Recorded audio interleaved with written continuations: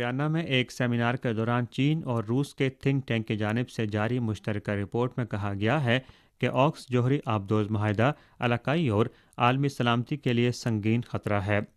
China arms control and disarmament association اور روس کے centre for energy and security studies کی جانب سے آکس آبدوز معاہدہ جوہری عدم پھیلاؤ کے نظام اور عالمی سلامتی کے لیے خطرات کے نام سے یہ رپورٹ شائع کی گئی ہے۔